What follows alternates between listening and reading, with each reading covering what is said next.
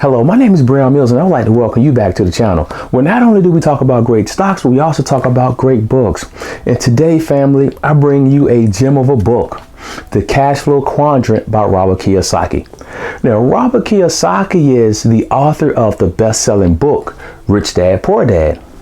And truthfully speaking, in most of his books, it's like reading Rich Dad, Poor Dad all over again, but with some added nuggets. But this book is by far the best one I've read.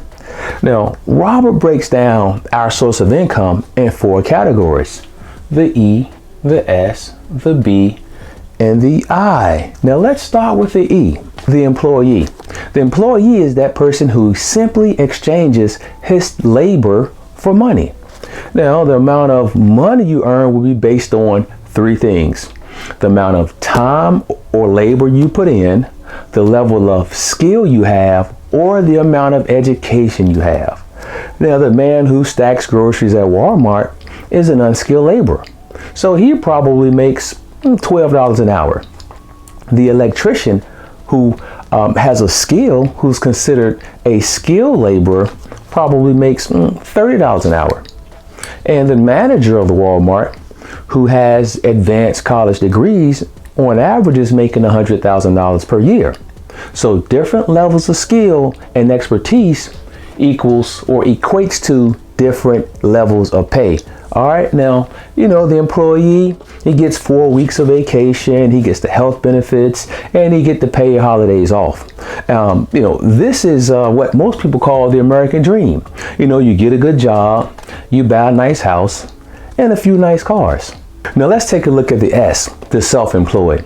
Now, this is the cook, electrician, plumber, or school teacher, or whomever that decides to leave the E quadrant to venture out into doing their own thing. They make their own rules, they work their own schedule, and they make their own money. And they answer to no one. But here's a problem with the S.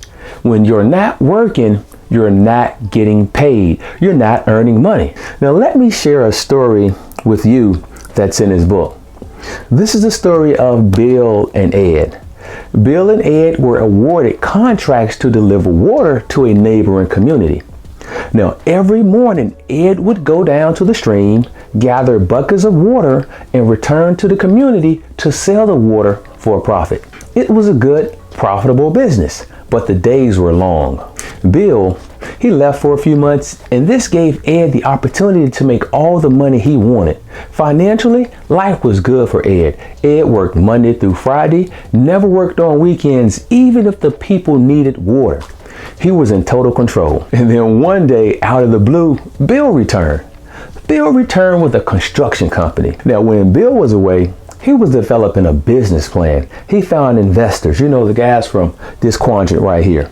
He signed contracts and made agreements to give a portion of the profits to these folks in return for the funds needed to start the business. Bill hired a president to run his operation. Bill used OPT and OPM to create this business. Now, OPT stands for other people time, and OPM stands for other people money. Bill had the construction company install a stainless steel pipeline to deliver water from the river to the community. The water would be available 24 hours a day, 7 days a week. And Bill also charged 75% less than Ed. Now, this didn't completely shut down Ed's business, but Ed had to reduce the price of his water by 75%. And he also had to start working weekends to compete. And while Ed, which is an S, is working 7 days a week, Bill was building more business. He went and found other communities who needed water. His investors, these folks right here, they gladly gave him the money to install more pipelines. Bill was only making pennies for every bucket, but Bill sells billions of buckets of water each day. Now, Ed, he spent the rest of his days working really hard while Bill was off living a wonderful life. You see, Bill, he thought like a business owner. So he was developing a business. He hired a president, hired a construction company to install all the pipeline. And so basically, while he was building a business, he had other people performing all of the duties of operating the functions of the business. And so Bill went off building more businesses, and Bill could go away for 2, 3, 4 months and the business still operated as smoothly. His money still came in on time and Bill was living the great life. Okay, so that's the B quadrant. So Ed is a yes. He works every day, but if he's not working, he's not getting paid. Now, the ultimate goal is to operate in the I quadrant. When you loan money or invest in real estate or invest in the stock market and achieve a significant return on your investment, you are the true investor. Now, in order to shift your thinking and ideas from left side thinking to right side thinking, you must change how you view the world. And this could be quite challenging for an adult who made straight A's or honor roll all through school. See, these type of kids become adults who are afraid to make mistakes. You know, they're afraid to take risks. They're afraid to jump out there into the unknown. This is why it's important to read great books, because great books will help change your way of thinking.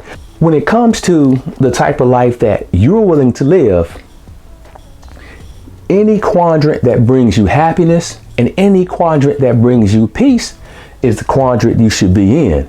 Now, if you enjoy being an employee, if you enjoy the 4 weeks vacation, the paid holidays, the medical, the medical expenses being paid, and you don't want the stress of owning your own business, you don't want to work 16, 18 hours a day, you don't want to work weekends, you want to work 5 days a week and give your labor in exchange for money, then the E is for you. If you want to branch out and do your own thing, and this brings you peace and happiness, by all means, do your own thing. But if your goal is to build businesses, we must change our way of thinking. We must change the way we view the world, okay? Because that business owner is a man that's sitting on the beach 3,000 or 4,000 miles away, and his business is operating and he's still getting paid regardless. And ultimately, again, the I. This is a guy that puts $100,000 or $1 million into a business, hoping for a great return on his investment. But again, if building a business is what your goal and your desire is, this is the book for you. If this is what will bring you peace, this is the book for you. If this is the investor, if being an investor brings you peace and it brings you happiness and it brings you all the things you dream for, by all means, go for it. And this is the book for you. If you want to shift your way of thinking from the left side to the right side, the Cash Flow Quadrant is the book for you. Now, that's all I have for this book. Now, I hope I added a little bit of value to you. Now, if I did, please leave a like. If this is your first time checking me out, hit the subscribe button and keep coming back for more wealth building information. Peace.